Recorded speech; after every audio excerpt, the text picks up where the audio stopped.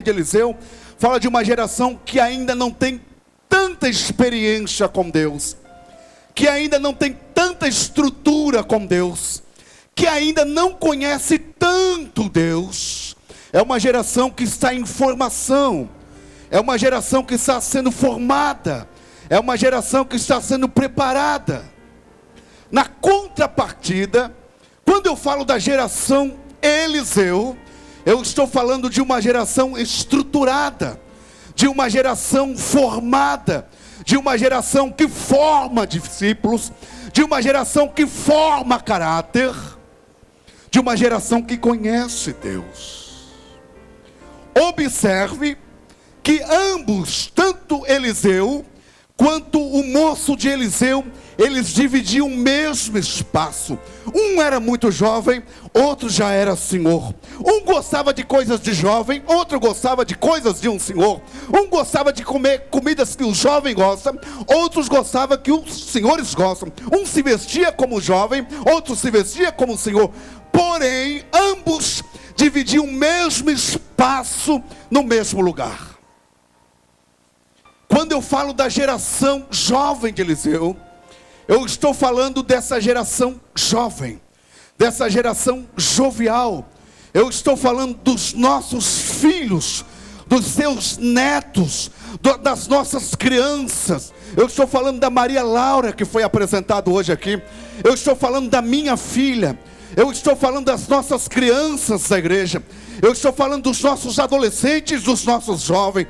Eu estou falando dos crentes que se batizaram hoje, que estão sendo discipulados.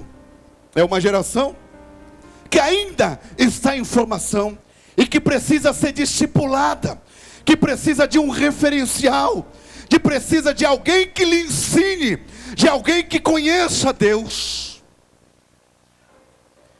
Quando eu falo da geração Eliseu, eu estou falando de nós que somos a liderança eclesiástica.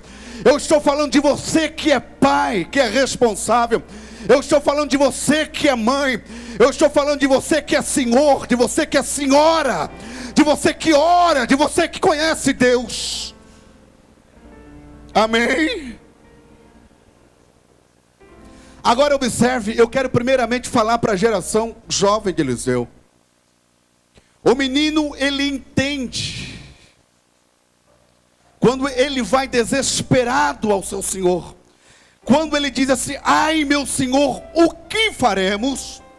O moço reconhece, ele reconheceu naquele momento, que ele precisava ouvir uma palavra de aconselhamento, de alguém que conhecia melhor a vida do que ele. Aquele menino, naquele momento, ele entendeu: eu sou mais forte do que Eliseu. Aqui quem pica a lenha sou eu. Aqui quem carrega a tora nas costas sou eu. Eliseu está um pouco mais cansado, mas Eliseu conhece a vida melhor do que eu. Eliseu, ele conhece Deus melhor do que eu. Então eu preciso ouvir o conselho de Eliseu. Queridos, aqui eu quero falar um pouco para a geração mais jovem. De repente eu me enquadre nessa geração, porque eu reconheço que sou um jovem obreiro, que estou dando os primeiros passos no ministério. Nós precisamos aprender a ouvir bons conselhos. Eu marquei algumas coisas aqui. Salomão falou sobre a importância de conselhos. Em Provérbios 15, 22, ele vai dizer assim, que aonde não há conselho, frustram-se os projetos. Preste atenção. Aonde não há conselho, frustram-se os projetos. Eliseu, ou seja, Salomão também vai falar. Eu quero abrir a minha Bíblia aqui em Provérbios, capítulo de número 1. A partir do primeiro verso vai dizer assim: Provérbios de Salomão, filho de Davi, rei de Israel.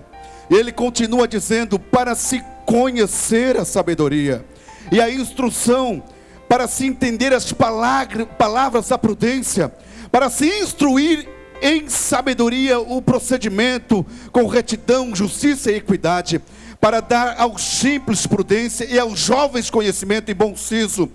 Ouça o sábio e cresça em sabedoria. Jovem, você que está me ouvindo, Eu sei que você estuda. Eu sei que hoje a gente prega para uma geração de jovens que estão se formando em farmácia, em medicina, engenharia, odontologia, em direito. Essa é a geração, graças a Deus por isso. Eu sei que vocês vivem a sua vida estudando. Vocês dominam a informática, vocês dominam a computação, vocês sabem tudo de Facebook, vocês sabem tudo de Zap, WhatsApp, não sei dizer bem certinho isso. Agora deixa eu dizer uma coisa. De repente, o seu pai, o seu avô não tem a inteligência que você tem. De repente o seu avô, o seu líder, até mesmo o seu pastor não estudou 1/3 do que você estudou. De repente os seus pais são semi-analfabetos. Mas deixa eu dizer uma coisa para você. Você não é mais sábio do que eles. Você sabe por quê? Porque eles já viveram a vida. Eles conhecem a vida. Eles já bateram muitas vezes com a cara na parede. E o seu pai ama você. A sua mãe ama você. O pastor da sua igreja ama você. Quando a gente chama a sua atenção, que a gente pede para você orar, não é que a gente quer ver o seu mal, a gente quer ver o seu bem. Quando a gente pede para você prestar atenção no culto, quando o seu pai chama a sua atenção, você precisa prestar atenção e ouvir o conselho de pessoas que querem ver o seu bem, de pessoas que velam pela sua vida. Eu sempre digo uma coisa: pastor que não é chato não serve para ser pastor. Pai que não é chato não serve para ser pai. Eu nunca me esqueço uma vez que a gente foi corrigir uma moça da igreja. E eu pedi que a minha esposa chamasse ela. E a minha esposa corrigiu a moça com muito amor. A moça entendeu perfeitamente. A moça disse assim: o pastor da igreja, ele tem toda a razão, ele está certo. Mas o meu pai não pode saber que eu fui chamada a atenção. Porque Deus me livre se meu pai souber que alguém chamou a minha atenção. Porque o meu pai nunca me disse um não. O meu pai nunca me repreendeu. E você sabe o que essa moça falou para minha esposa? Eu não consigo entender e acreditar que meu pai me ama. Porque o meu pai nunca me deu limites. Tudo que eu faço ele aceita, tudo ele concorda. Entenda uma coisa, geração jovem de Eliseu. Nós queremos ver o sucesso de vocês. O nosso pagamento é o sucesso de vocês. Nós queremos ver vocês bem casados. Nós queremos ver vocês bem financeiramente. Nós queremos ver vocês sendo uma bênção de Deus. Vocês precisam ouvir os nossos conselhos. A minha vida mudou muito quando eu comecei a ouvir pessoas com mais idade do que eu. Eu sou apaixonado em levar santas ceias para pessoas idosas. E eu fico ouvindo.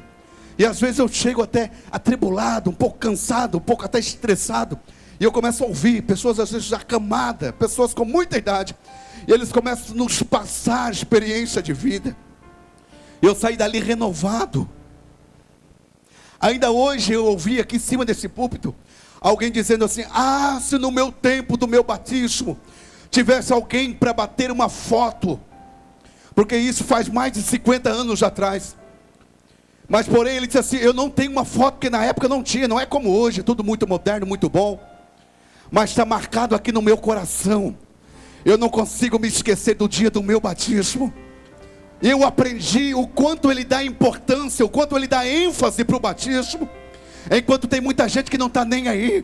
Tem gente que se batiza hoje como se fosse um mergulho, para ele não simboliza nada. E eu aprendi isso. Outro dia eu estava na casa de um senhor de muita idade, de 84 anos, e a gente conversou, ele ficou um pouquinho em pé assim. Aí ele assim: eu tenho que sentar porque as minhas pernas estão cansadas. E a gente começou a conversar, e ele falou muitas palavras sábias. E ele disse assim para mim: pois é, a gente vai vivendo a vida, né? Até que chegar um momento que Deus me chamar. Eu jamais ouviria isso da boca de um jovem. Isso não é característico de um jovem. Mas eu ouvi isso de alguém que já viveu a vida, de alguém que tem experiência da vida. Jovem, ouça as pessoas que querem o teu bem. Ouça os conselhos. Eu quero falar de dois jovens aqui que não ouviram. Ou seja, que um ouviu, o outro não ouviu. Eu queria falar de Eutico. Eutico era aquele jovem que quando Paulo estava pregando, quando Paulo estava ensinando, e parece que vejo o Eutico dizendo assim: velho louco, velho caduco, não termina esse culto nunca. Tem tempo para isso, tem que namorar, tem que conversar. Lembra de Eutico, aquele que caiu da janela? Aquele que morreu, que ainda Paulo orou por ele, e ele foi ressuscitado. Queridos, foi uma sequência de erros, não foi um erro só. E o primeiro erro de Eutico foi qual? Foi ele virar as costas para Paulo. Foi ele não dar importância para as palavras de Paulo. Esse velho é louco, esse velho é caduco, ele não termina o culto nunca. Eu tenho que ir embora comer pizza. Ele vira as costas para Paulo.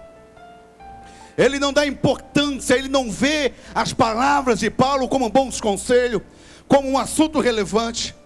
E a Bíblia, o segundo erro dele foi se sentar na janela. Janela fala de indecisão. Ele nem estava dentro, nem estava fora. Ele estava em cima do muro. Ele estava indeciso, estava na janela. E outra coisa, quando a gente não ouve os conselhos que vêm de Deus, a gente vai para a janela. E janela é um lugar também que o seu corpo, vez quando eu estou ali na janela de casa, olhando o movimento, o meu corpo está dentro de casa. Se alguém ligar para minha esposa e perguntar se eu estou em casa, obviamente que ela vai dizer que eu estou, mas os meus olhos estão para fora. Quantas pessoas que já não ouvem mais, presta atenção aqui, que já não tem mais sensibilidade para ouvir, que não vê os conselhos como bom conselho, que vira as costas e já estão na janela. O corpo dentro da igreja, mas os olhos fora. Não consegue visualizar o que Deus está fazendo, só consegue ver o que está lá fora. Vem na igreja, mas não vê nada. O terceiro erro foi ele dormir num lugar extremamente perigoso. Ele não poderia ter dormido na janela. Ele estava correndo risco de vida. Ele adormece. Dormir aqui fala da perda dos sentidos.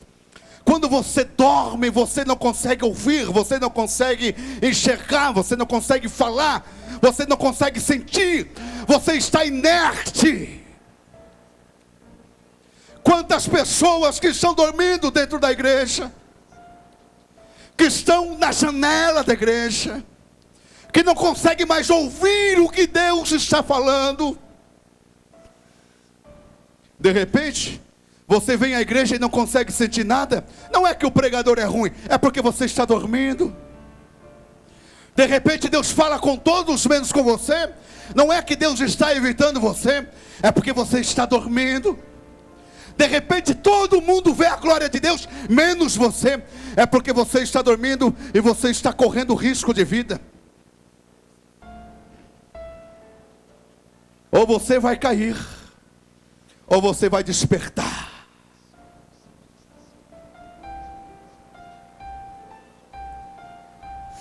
Aleluias. Escute, eu vou repetir para você. Ou você vai cair, a sua queda vai ser inevitável, ou o Espírito Santo, queira Deus que nessa noite o Espírito Santo possa sacudir a tua alma e dizer assim: desperta pela tua vida. Aleluia. Eu sinto a autoridade de Deus aqui essa noite. Quem tem ouvidos, ouça o que o Espírito diz à igreja aqui nessa noite. Desperta, porque não é mais hora de nós dormirmos. Nós estamos vivendo em meio a uma guerra. Guerra não é um lugar de brincar. Guerra não é um lugar de lazer. Guerra não é um lugar para dormir. Guerra é um lugar, é uma zona de muito perigo. E o nosso inimigo é muito perigoso. Guerra é um lugar de combate, de perigo, de luta. Mas eu gosto muito de Timóteo. Timóteo foi discípulo de Paulo. Timóteo foi formado por Paulo. Paulo escreveu 2 cartas para Timóteo. Paulo investiu no ministério de Timóteo. Ele viu naquele jovem rapaz um potencial muito grande. Ele dá muitos conselhos. Mas 2 conselhos que Paulo dá para Timóteo: tenha cuidado de ti mesmo, e não desprezes o dom que há em ti. Timóteo levou aquilo muito a sério. Quem me falou foi um homem de Deus. Quem me falou foi Paulo. Tenha cuidado de ti mesmo, jovem, cuide-se. Tenha cuidado aonde você está pisando. Aonde é que você está? Com quem você está se relacionando? Quais as pessoas que estão lhe acompanhando ou você acompanhando? Com quem que você está se relacionando pelas redes sociais? Cuidado. Deus tem um projeto muito grande na sua vida. Deus tem um plano muito grande. Mas não se esqueça que o diabo também tem um plano muito grande na sua vida. E vai depender da sua escolha. Quem você vai querer ouvir? Escute o que eu vou dizer para você. Sempre fique no lado de quem tem a bênção. Sempre fique perto de quem tem a bênção. Jamais se aproxima de pessoas que não têm a bênção. Jamais se relaciona com pessoas que não têm a aprovação de Deus. Por mais que essa pessoa seja sua amiga, por mais que você goste dessa pessoa, mas não se aproxima, não se relaciona com pessoas que não têm a bênção. Porque se você se aproximar de quem tem a bênção, você vai ser abençoado também. Ouça o conselho de quem tem a bênção. Irmãos, esse tempo que eu estou aqui em Criciúma, esse tempo que eu estou aqui, o pastor João, você não sabe disso, eu não preciso disso, eu não gosto de bajulação, não gosto disso. Eu estou aqui porque Deus me colocou aqui. Mas eu aproveito cada segundo de estar no lado de homens de Deus. Eu me sinto extremamente abençoado só no estar perto. Aleluias. Ouça pessoas que têm experiência com Deus. Agora eu quero falar para a geração Eliseu. E eu começo a terminar o meu sermão.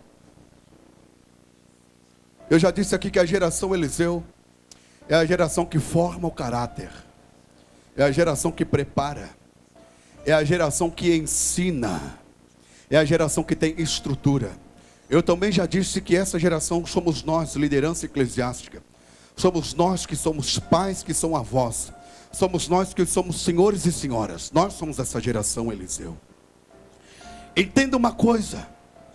Esse moço, quando ele se sentiu em apuro, quando ele se viu cercado, quando o coração dispara, ele não viu outra pessoa, ele não viu outra saída a não ser o velho Eliseu. Eliseu era nada mais, nada menos do que um referencial para aquele jovem. Aquele jovem admirava Eliseu. Aquele jovem investia tempo para ficar olhando para Eliseu. Os passos de Eliseu. As palavras de Eliseu. As atitudes de Eliseu. Ele ficava olhando. Eu sou seu fã. Você é uma referência de vida para mim. E o que nós simbolizamos? Como essa geração nos vê? A geração dos nossos liderados, a geração dos nossos filhos, a geração daqueles que estão perto de nós. Como eles olham para nós e como eles nos vê? Será que eles nos vê como uma referência? Observe que o moço, ele diz assim: ai meu Senhor, o que faremos?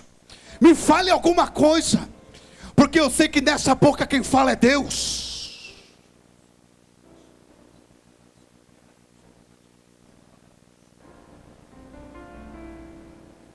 Eu gosto muito, eu até dei ênfase, eu pedi para você repetir, que a Bíblia diz que, e orou Eliseu.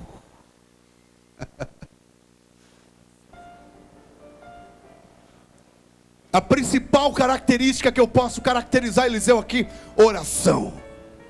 E orou Eliseu. Queridos, essa geração, eles vivem conflito. Eles estão sendo bombardeados. Os nossos filhos lá na escola, nos primeiros anos de estudo, eles já vão ter que aprender pelo menos o ateísmo. Que Deus não existe. Eles tentam colocar na cabeça dos nossos filhos que Deus não existe, que o universo não foi criado, que isso aqui veio de uma explosão cósmica, que o homem é um processo de evolução. Eles estão sendo combatidos sobre sexualidade, e às vezes eles não têm saída, às vezes eles não têm resposta, e eles têm que ter um referencial dentro de casa, eles têm que ter um referencial dentro da igreja, eles têm que ter alguém que tenha uma palavra de Deus. Eles estão em conflito. E será que a minha filha, será que o seu filho, será que os nossos liderados, eles podem olhar para nós e ter segurança nas nossas palavras, como um homem de Deus, como uma mulher de Deus?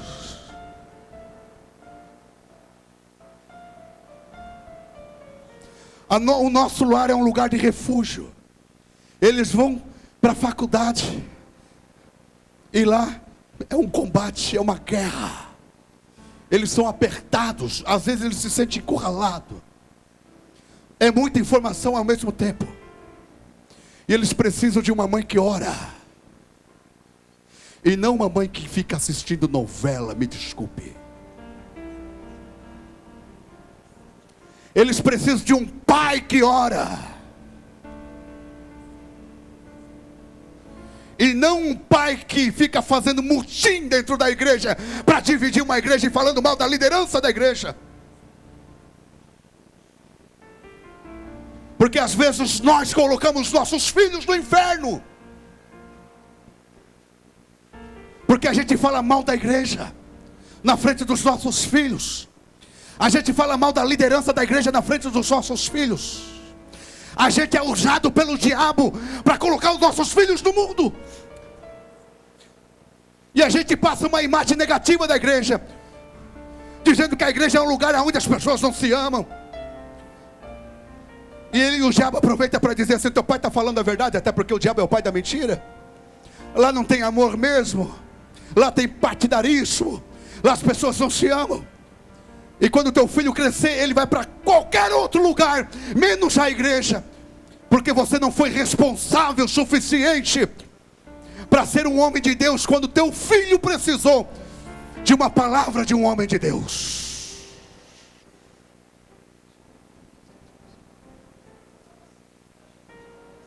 Fazer filho, querido, é a coisa mais fácil do mundo.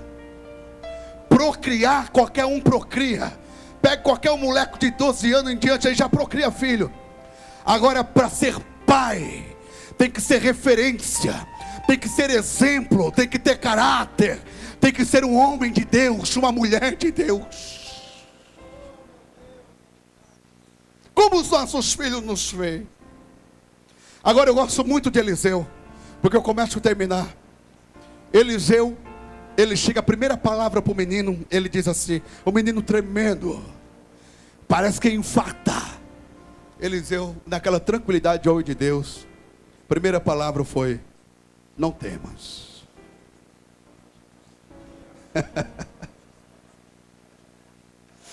Aleluia.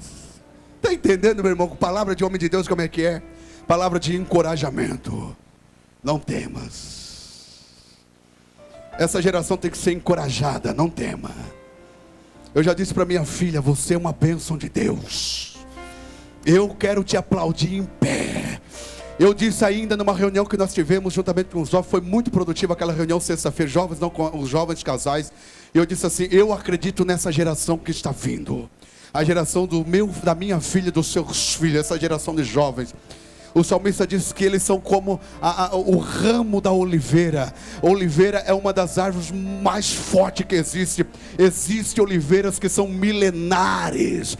Essa geração é uma geração forte. Eu acredito, eu aposto nessa geração. Eu tenho certeza que a geração da minha filha, dos seus filhos, vai ser uma geração que vai abalar esse país. Uma geração cheia de Deus. Agora, para que isso aconteça, nós temos que ser referenciais de homens de Deus e mulheres de Deus. Se você concorda comigo, diga amém. Não temas. Nós precisamos de gente que encoraja. Não temas, vão em frente. Está difícil para você, jovem? Vão em frente. O diabo está combatendo, vão em frente. Até para julgar, meu irmão, nós não precisamos de gente. O diabo já julga, viu? Para ficar condenando os nossos jovens, o diabo já faz isso. Nós não precisamos de gente que condena os nossos jovens. Nós não precisamos de gente que pisa no pescoço dos nossos jovens. Nós precisamos de gente que encoraja essa geração que está vindo após nós. Vamos parar de ficar matando jovem. O filho do irmão lá se desviou. Eu já sabia mesmo. E às vezes alguns dizem: eu já sabia que ia acontecer, porque não é o seu filho.